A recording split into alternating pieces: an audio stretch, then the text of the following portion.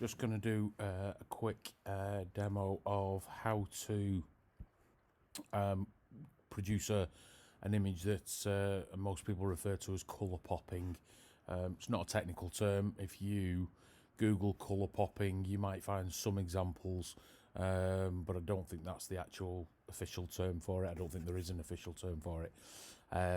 So it's a technique whereby we turn an image black and white and retain colour in one part of the image. So I'm going to start off by opening my image in Photoshop simply by dragging it down to the Photoshop icon, and when it opens, there we go. I'm going to zoom in just a little bit just to fill the screen. Okay, so the first thing we want to do is turn this image black and white. Okay, so most people, at least when they're first getting used to Photoshop, will make an image black and white simply by using the image and adjustments menu up at the top toolbar, and then they'll find black and white, or I guess you could do desaturation, or you could desaturate it, but let's go with black and white.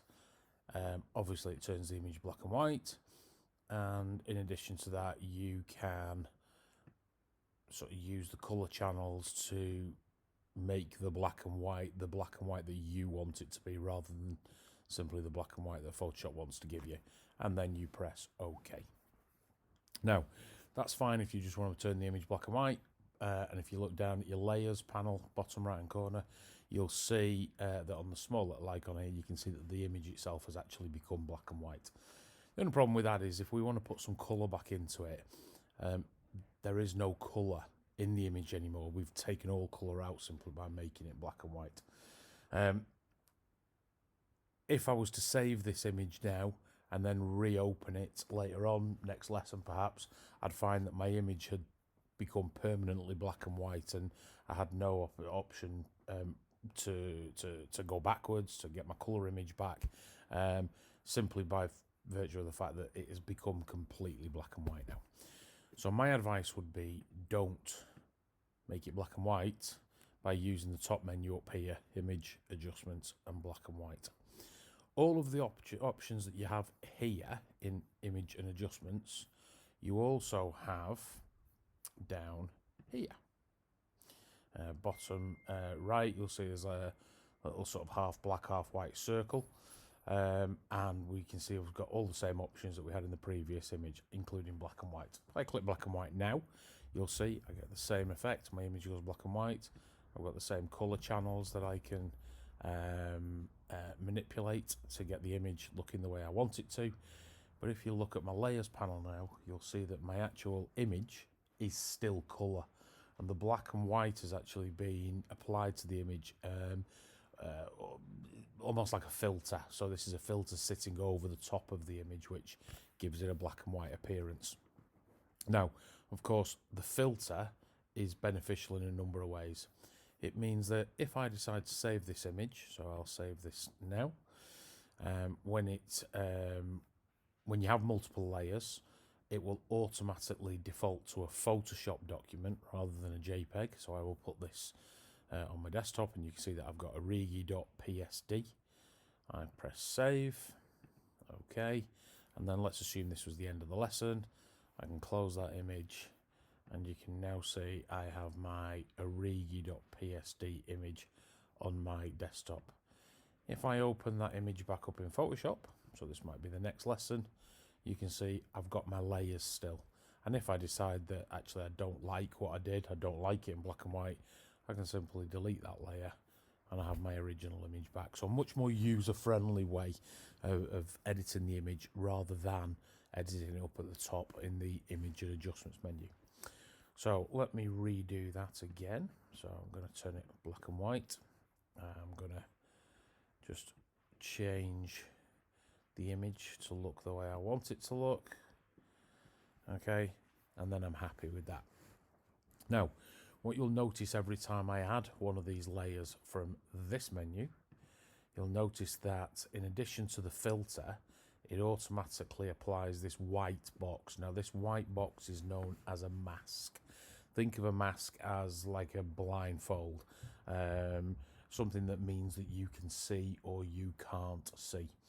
So in this instance, white means we can see. And what I mean by that is I have a colour image. I've applied a black and white filter to it. The mask is white, so I can see I've applied the black and white filter. Therefore, if white means I can see, it stands to reason that black means I cannot see, the opposite of white. So in this instance, I will get my paintbrush tool. I'm going to select black as a colour, and then anywhere I paint black, you will see that the colour comes back into the image. If I look at my mask over here now, you can see that where it's white, I can see what I did, which is the black and white filter, but where it's black, I can't see what I've done. Okay. Now again, the nice thing about these masks is I can edit them and continue to edit them until such time as I decide to flatten this and save it as a JPEG.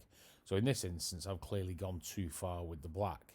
So I can simply go down to here now, select white, and I can paint that effect back out.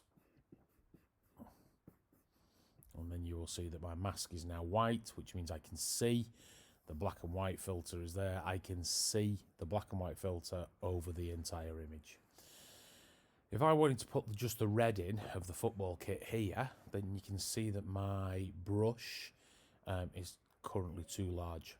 So I want to make my brush smaller. The obvious way to make my brush smaller is to go up to the brush settings up at the top left here, and I can change the size of my brush. Now then, just as a slightly more user-friendly way of doing it, the only problem with changing the size of the brush here is it's difficult to actually see what I'm doing. So I might think that's too big, that's too small, and it takes me a while to get to where I want it to be.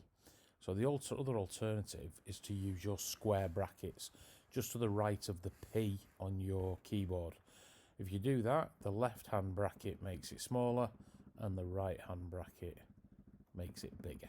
So I can now change the brush to the size that I want it to be, and I can now start to paint. Oops, it would help if I chose black. I can start to paint the colour back into this image. Now, don't be afraid to zoom in and out of the image, because you might find the whole process easier if you can see a little closer. So if you look very carefully, you'll see I've gone too far on the hand here, and I've not kind of gone far enough up here. So I'll go back to my paintbrush, make my brush smaller, and I can start to paint it in here. Where I've gone too far on the hand, I'll go back to white, and I'm going to paint white back in here. You'll see that either then. Remember, white means I can see. So the black and white filter that I've put on here, I can see. Where I paint black, that means I can't see. So I am able to see the red that I'm painting back in now. You have to be prepared to kind of go backwards and forwards, zooming in and out, changing the size of your brush, just to get the effect that you want. But then over a period of time, what you will then find is that you're able to paint that image back in the way you want it to be. One final point just on the actual brush, you'll notice that when I start to paint black on here, the brush itself has quite a defined sharp edge. You can see that when I go, let's find a different place, let's try Jürgen's face. So you can see here the brush itself has a very hard edge to it. So as a general rule of thumb, you may find this process a lot easier if instead of using what we call a hard brush, you use a soft brush. This time, if I've got a soft brush, you can see I haven't changed the size of the brush, but if you look at the effect on the face here, the edge is much smoother. Let me undo that for a minute. That should mean that the process is a little more user-friendly, and it means that you can afford maybe not be quite so neat going up towards the edges. And you'll see that you're not creating a very sharp defined edge, which is great for what you need to do. So I would keep doing this. It helps in this instance that the colours immediately surrounding it aren't very bright. So I've got nothing fighting for attention. You can see I'm starting to produce that. Now, just as one final thing, sometimes you might find this process easier if you actually select the object. If you've got an object that's got a very clear defined edge, so here you can see, for example, the shorts are very clearly defined from the background. So you can use any of your selection tools, whether it be the lasso tools or the quick selection tools. You sometimes need to be prepared to switch between tools. You can see here, relatively easy to select around there. And what you'll see now, if I go back to my paintbrush, is when you've got an area selected, whatever you try and do will only affect the selected area. So you can see here, if I try and paint black on here, nothing happens. And that's because that area is not currently selected. But as soon as I move into the selected area, you'll see it works. So it means it makes the process of actually painting the area I want to paint just that little bit easier. And then obviously when you deselect it, you may need to go back and just tidy up a few little areas, like down here for example. Just make my brush nice and small and just go and fill some of these areas. Bear in mind, of course, that we're looking at something very, very close up. We know what it is that we're trying to do. But when we zoom out, what we can see now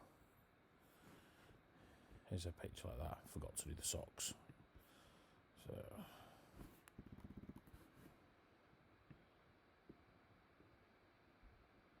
let's just finish that bit off.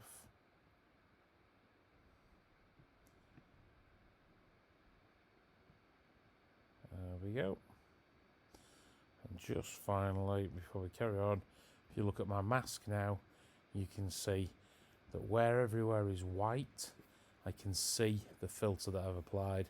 Where it's black, it's masked out. It's made the filter invisible. And that means I'm seeing back to my original image.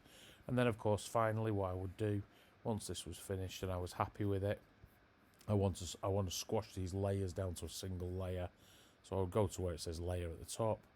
I would press flatten image, and you can see that this now squashes it down to the top, turn it to one layer, and then I would save it. And in this case, I would now save it as a JPEG file. I'm going to call this Origi Pop. Press save. Always save it at the maximum quality. Press OK.